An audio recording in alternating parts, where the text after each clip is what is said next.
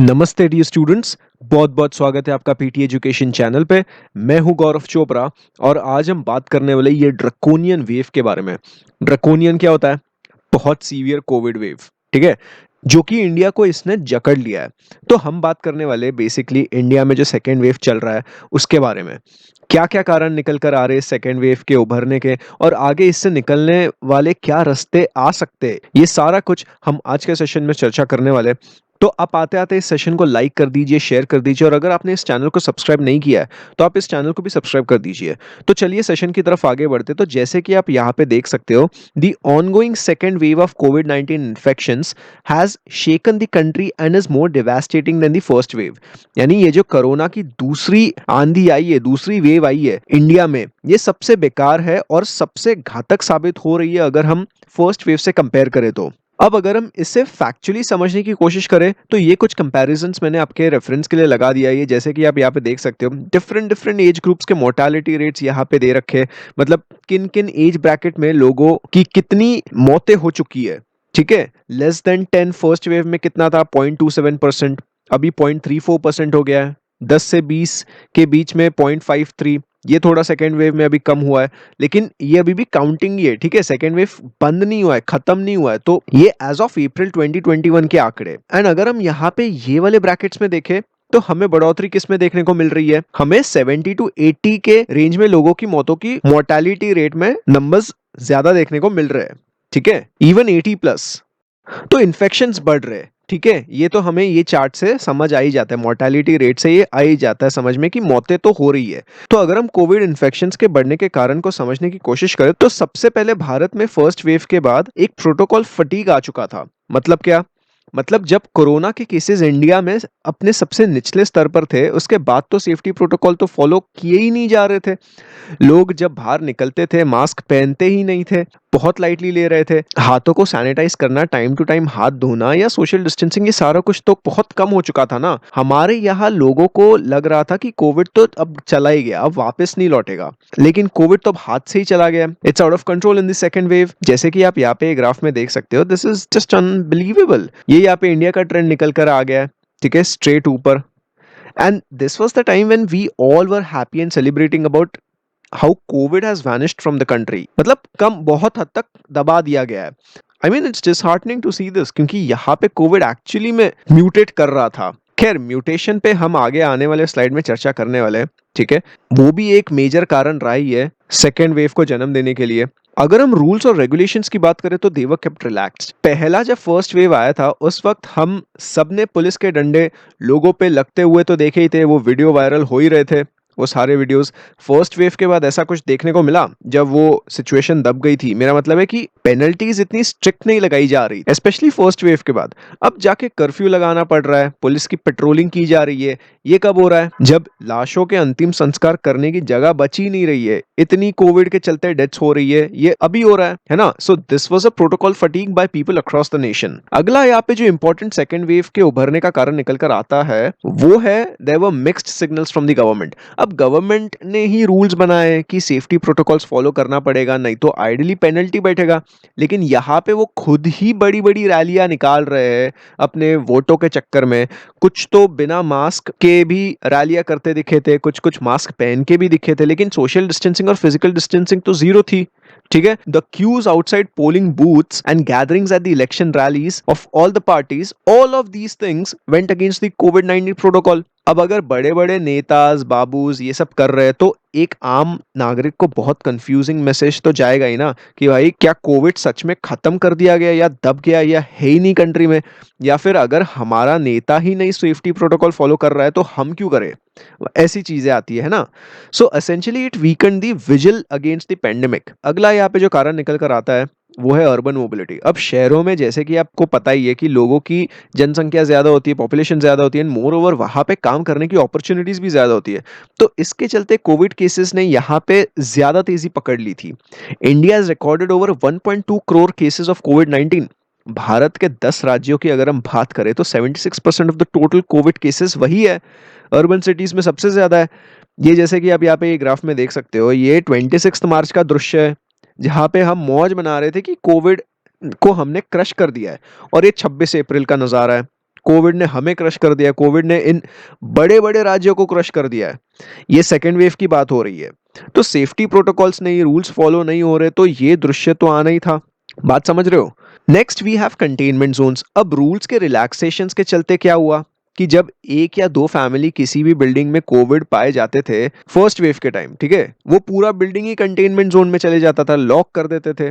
अंदर का आदमी बाहर नहीं जा सकता, बाहर का आदमी अंदर नहीं आ सकता, या पूरा एरिया ही कंटेनमेंट जोन में चले जाता था। बहुत स्ट्रिक्ट था इनिशियली, ठीक है, फर्स्ट वेव के टाइम। लेकिन सेकेंड वेव के पहले क्या हुआ, फर्स्ट वेव निकलने के बाद गवर्नमेंट ने सिविल अथॉरिटीज को माइक्रो कंटेनमेंट पॉलिसी अडॉप्ट करने को कहा कि अगर किसी को कोविड होता है, सपोज कोई भी एक फ्लैट में, तो सिर्फ उसी फ्लैट या उस अपार्टमेंट के फ्लोर को ही कंटेनमेंट जोन में रख दिया जाए। पूरी बिल्डिंग को या पूरी एरिया को कंटेनमेंट जोन रखने की जरूरत नहीं है। ऐसा माइक्रो कंटेनमेंट पॉलिसी में आता है, जो कि सरकार ने सिविल अथॉरिटीज को सजेस्ट किया था, एडवाइस दिया था। तो ये तो सीधा सीधा रिलैक्स्ड पॉलिसी है, सीरियस थे ही नहीं, समझ रहे हो? अगला यहाँ पे जो कारण निकल कर आ रहा है इस सेकेंड वेव को जन्म देने का, वो है म्यूटेशंस।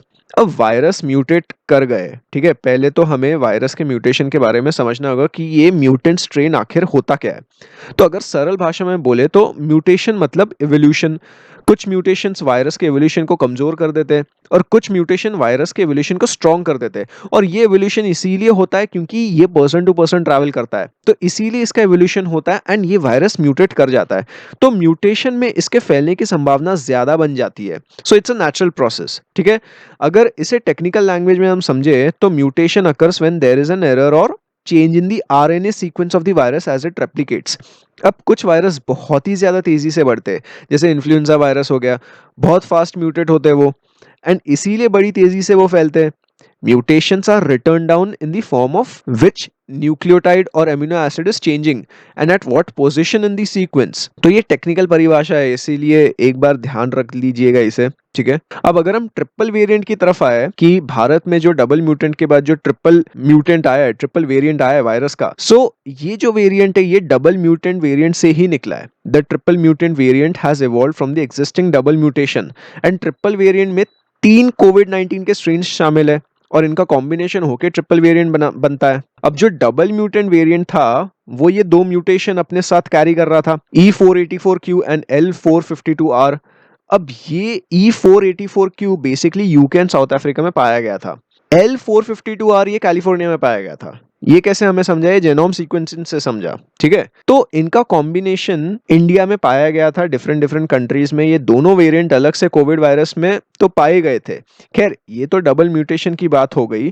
ट्रिपल म्यूटेशन वेरिएंट को अगर हम बहुत सरल तरीके से समझे तो दिल्ली बेस्ड CSIR IGIB के रिसर्चर विनोद स्कारिया के द्वारा कुछ ट्वीट किए गए थे हाल ही में। उन्होंने अपने ट्विटर हैंडल पर तकनीकी रूप से इसे समझाने की कोशिश की। तो ये जैसे कि आप यहाँ पे इनका ट्वीट देख सकते हो, ये इस तरीके से कोविड वायरस का लाइनेज निकल कर आता है। ये B.1 का ही सब लाइनेज माना जाता है और ये सबसे पहले वेस्ट बंगाल में पाया गया था, तो इसीलिए इसे बंगाल वेरिएंट भी कहते हैं, ट्रिपल म्यूटेंट कोड। अब ऐसा भी रिसर्चर बताते हैं कि इस वायरस के म्यूटेशन यानी member of the lineage are also found in the US, Switzerland, Singapore, Finland वगैरह। यानी कुछ कुछ म्यूटेशंस की झलकियां हमें इन देशों में कोविड के वायरस में देखने को मिलती है। अब जो जेनोम सीक्वेंसिंग की गई थी उसमें से ये डेटा सामने निकल कर आया है। जेनोम सीक्वेंसिंग बेसिकली उस ऑर्गेनिज्म का DNA के ऑर्डर को फिगर आउट करता है। बेसिकली उसके ओरिजिन पता चल जाते हैं कि कहाँ से आया है वो वायरस एंड कौन से रूट्स उसने लिए, पूरी हिस्ट्री पता चल जाती है वो वायरस की। अब ये ज्यादा ही टेक्निकल हो जाएगा, लेकिन बस आप इतना ध्यान रखिए, जेनोम सीक्वेंसिंग में उस ऑर्गेनिज्म का DNA का ऑर्डर इन एंड आउट सारा कुछ समझ जाता है, पता चल जाता है। तो जो डेटा मिल रहा था अक्टूबर में, ये इसकी पहली झलक सामने निकल कर आई थी। एंड ऑफ कोर्स फिर ये triple variant Jan Feb March से बढ़ना शुरू हो गया, क्योंकि म्यूटेटेड वायरस है, जल्दी तो फैलेगा ही। अब मैंने ये कुछ और स्लाइड्स आपके रेफरेंस के लिए लगा दिए, जिन्हें और गहराई से समझने की अगर आपकी इच्छा हो तो आप इस वीडियो को पॉज कर दीजिए और ये 3-4 स्लाइड्स अच्छे से पढ़िए।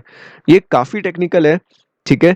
और ये यहाँ पे ट्रिपल वेरिएंट की जो लाइनेज है जेनेटिकली यहाँ पे डिफाइन करने की इन्होंने कोशिश की है। Then we have functional consequences of the spike protein variants in B.1.618 lineage। और इस स्लाइड में आपको इसका स्ट्रक्चरल कॉन्टेक्स्ट समझ आ जाएगा। ये बायोलॉजी की क्लास तो है नहीं, तो हम इसमें इतना डिटेल में चर्चा तो करेंगे नहीं, इसे कवर नहीं करेगा अभी के लिए। But for now you just need to understand कि ट्रिपल वेरिएंट भी एक बहुत बड़ा रीजन था सेकेंड वेव को जन्म देने के लिए। So these are the variants of concerns, ठीक है। ये ट्रिपल वेरिएंट अभी तक वेरिएंट ऑफ कंसर्न में आया नहीं है, ये वेरिएंट ऑफ इंटरेस्ट में ही अभी रखा गया है। लेकिन ये जो इंपॉर्टेंट वेरिएंट्स निकल कर आ रहे हैं ये आप एक बार देख लीजिए। डबल म्यूटेंट 617 वाला, ट्रिपल म्यूटेंट 618 वाला, UK variant B.1.1.7, south Africa variant यहाँ पे 351 वाला, ठीक है, और ब्राजील वेरिएंट P.1। तो ये सारे वेरिएंट्स ऑफ कंसर्न है अभी के लिए। तो क्योंकि वायरस म्यूटेट कर गया और मल्टीपल वेरिएंट सामने निकल कर आए, इसके चलते कोविड का सेकेंड वेव उठ गया है। लिटरली नवंबर, दिसंबर, जनवरी और फरवरी वायरस अपने आप ही म्यूटेट कर रहा था, बस रुका था, तैयार था कि कब फटेगा ये लोगों पे, और यही हुआ सेकेंड वेव में। और बाय द वे पूरी दुनिया की नजर अब भारत पे आ गई है कोविड के मिसमैनेजमेंट को लेके। पूरा स्पॉटलाइट में इंडिया अभी आ गया है, ठीक है। अगला यहाँ पे जो कारण निकल कर आता है कोविड के बढ़ने का, ये सेकेंड वेव को जन्म देने का, वो है इंक्रीजिंग टेस्टिंग। अब लोग घर से बाहर निकल कर कोविड टेस्ट करवा रहे हैं, तभी नंबर सामने निकल कर आ रहे हैं ना। नहीं तो पहले कितने ही लोग अपना कोविड टेस्ट करवाते थे, घर पे बैठ जाते थे डर के मारे।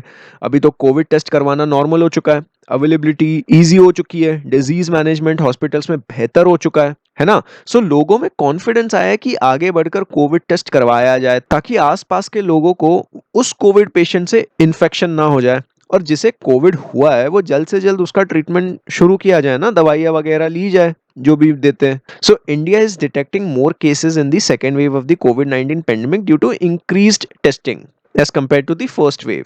अगला कारण इस सेकेंड वेव को जन्म देने का जो निकलता है वो है असिम्प्टोमेटिक पर्सन्स, यानी कोविड के कुछ भी सिम्टम्स नहीं दिखने वाले कोविड अफेक्टेड लोग अभी इस बार बढ़ गए। इंडिया में टोटल 80 to 85% लोग असिम्प्टोमेटिक है, कुछ सिम्टम्स है ही नहीं, तो समझ ही नहीं आता कि कोविड है कि नहीं है। They carry the virus with them and infect other people too without knowing that they have been spreading virus like a wild fire. बात समझ रहे हो। आखिरी यहाँ पे जो इंपॉर्टेंट रीजन निकल कर आता है कि there is an inadequate health care infrastructure in India. जब पिछले साल लॉकडाउन्स लगे थे तो कुछ 2-3 इंपॉर्टेंट कारणवश से ही तो लॉकडाउन लगाए गए थे ना, याद है। पहला तो वायरस को कंटेन किया जाए, स्प्रेडिंग इसकी कम की जाए। दूसरा कि हेल्थ केयर इंफ्रास्ट्रक्चर को स्ट्रॉन्ग किया जाए, बेड्स ज्यादा से ज्यादा लिया जाए, बाकी जो वेंटिलेटर्स, इक्विपमेंट्स, ये सारा कुछ हमें अच्छा स्टॉक में रखा जाए। लेकिन आज सेकेंड वेव में पता चल रहा है कि यहाँ पे हेल्थ केयर इंफ्रास्ट्रक्चर की हालत वही है जो पिछले साल थी। बहुत माइनर माइनर डेवलपमेंट्स हुए, बजाय large scale bed availability and oxygen supplies को लेके। सोशल मीडिया हैंडल्स पर हम देख ही रहे हैं ना, वेंटिलेटर्स की अर्जेंसी या ऑक्सीजन ना मिलने की प्रॉब्लम। लोग तो आगे बढ़कर हेल्प मांग ही रहे हैं ट्विटर, इंस्टाग्राम, फेसबुक पे। तो इसके चलते एक एक घंटे में अगर सपोज मौतें हो रही है या 2-2 घंटे के हिसाब से it's making a difference, then of course health care infrastructure is to be blamed for कोविड-19 deaths, specially in India during second wave. तो एनीवेज, अब इसके आगे क्या, what is the way forward to this problem of second wave. देखिए, अगर हमें Covid से निकलना है तो ये दो तरीकों से हो सकता है। या तो गेट इन्फेक्टेड, यानी बहुत से लोग इन्फेक्ट होकर एक हर्ड इम्यूनिटी पैदा हो जाए कंट्री में, जिसमें कि बहुत सारी मौतें होगी, काफी मौतें होगी, बहुत लॉस होगा, लोग इसमें ज्यादा मरेंगे। या फिर आप वैक्सीनेशन प्रोग्राम को एक्सिलरेट कर दो, वैक्सीन शॉर्टेज का प्रॉब्लम सॉल्व करो, सेंटर स्टेट का स्मूथ कोऑर्डिनेशन रहे वैक्सीन के कॉस्ट को लेके, एंड सभी चीजें फास्ट ट्रैक मोड पे आ जाए भाई वैक्सीन प्रोग्राम को लेके। इसमें मौतें भी कम और कोविड को दबाया भी जा सकता है। आप बात समझ रहे हो। इसके अलावा टेस्टिंग ज्यादा से ज्यादा होनी चाहिए, Covid testing and contact tracing भी होनी चाहिए कि कौन कौन उस कोविड इन्फेक्टेड पर्सन के कॉन्टैक्ट में आया है, एंड फिर हिसाब से मेजर्स लिए जाए ना, ताकि और इन्फेक्शन नहीं बढ़े। ये करना जरूरी है, एंड सेफ्टी प्रोटोकॉल्स फॉलो करना पड़ेगा एकदम स्ट्रिक्टली। मास्क पहनो, घर पे रहो, जरूरत पड़ने पर ही बाहर निकलो, लोगों से कम मिलो वगैरह, ये सारी चीजें फॉलो करना पड़ेगा। स्ट्रिक्ट लॉकडाउन की तो जरूरत है नहीं, और ये प्रोटोकॉल्स अगर हमने फॉलो कर दिए ये सारे, तो इतने सिवियर लॉकडाउन की जरूरत ही नहीं पड़ेगी जहां पे इकोनॉमी को बड़ी चोट पहुंचती है। There is a need to formulate district action plans with a focus on mapping of cases, reviewing of wards in the hospitals, 24/7 emergency operation centres. ये सभी चीजें ट्रैक करनी चाहिए, मॉनिटर करनी चाहिए, ताकि कुछ भी, किसी को भी इमरजेंसी में कुछ भी लगे तो उन्हें मदद मिल जाए। रैपिड रिस्पॉन्स टीम्स की जरूरत है, and ultimately proper information sharing की भी जरूरत है। यहाँ पे अगर कोविड के चलते 300 लोग मर रहे हैं और 3 या 4 ही कोविड डेथ्स रिपोर्ट की जा रही है, तो ये तो ठीक नहीं है ना। सच्चाई को देखे, रियलिटी को समझे, और हम हमारे एक्शंस को फिर उसी दिशा में, उसी डायरेक्शन में डायरेक्ट कर सकते हैं। तो फिर ये तो पेंडेमिक बहुत हद तक दबाया जा सकता है अगर हम सही तरीके से इन सभी चीजों को फॉलो करें। बात समझ रहे हो? और अगर रही बात म्यूटेशन की, कि वायरस हर बारी म्यूटेट करे जा रहा है, करे जा रहा है, तो इस पे एक चीज की जा सकती है, जेनोम सीक्वेंसिंग को बढ़ाओ। Genome sequencing produces a wealth of information that can actually throw light on the origins of the virus. Virus कहाँ से ओरिजिन कर रहा है, उसकी पूरी हिस्ट्री, कि वायरस ने कौन सा रूट अपनाया इंडिया में आने के लिए या यूके में आने के लिए वगैरह, या फिर कौन सा म्यूटेशन वायरस को मजबूत बना रहा है, ये सारा कुछ इस टेक्नोलॉजी के माध्यम से मालूम चल सकता है। ड्रग्स और वैक्सीन भी फिर उसी दिशा में बढ़ सकते हैं, है ना? तो इसे पूरी गति से बढ़ाना पड़ेगा, इसे बढ़ाया जाए। खैर, मैं इस वीडियो से आप सभी से यही अपील करना चाहता हूँ कि आप सेफ्टी प्रोटोकॉल्स को फॉलो करें। मास्क पहने, टाइम टू टाइम सैनिटाइज करें, घर पे आते हो तो आप साबुन से अच्छे से हाथ धोइए। डिसइंफेक्ट करने का ही मेन मकसद है इसमें, ठीक है ना? क्योंकि अगर आप सुरक्षित होगे तो मैं सुरक्षित होगा, या आपके आजू बाजू वाले लोग सुरक्षित होंगे। आई होप आप मेरी बात समझ रहे हो, ठीक है? So this was all about the draconian Covid wave in India, which is the second wave of India. बहुत सिवियर चल रहा है ये। खैर, अभी तो लॉकडाउन के चलते थोड़ी सी सिचुएशन कम होने की एक्सपेक्टेशन है, एंड ऐसा भी माना जा रहा है कि मिड मई तक ये पीक तक अपना छू जाएगा। चलिए देखते हैं आगे क्या होता है, कैसे पैन आउट होता है। So if you like this video, make sure you hit that like button, share this video with your like minded friends and colleagues. और अगर आपका कोई सवाल है, सुझाव हो, तो उसे कमेंट सेक्शन में जरूर बताइए। वेल, रैप अप करने से पहले let me remind you, we are happy to welcome you to the best course on learning about economy starting 8th of May. Great combo offer of 4. Very affordable premium current affairs are available on YouTube and PD website. An excellent annual GK compilation of 2020 is ready. Buy now from the bookstore. So we now come to an end to this session. Here are some useful resources for you from PD family. Make full use of it. उम्मीद करता हूँ ये session आपको पसंद आया होगा। नमस्ते, जय हिंद।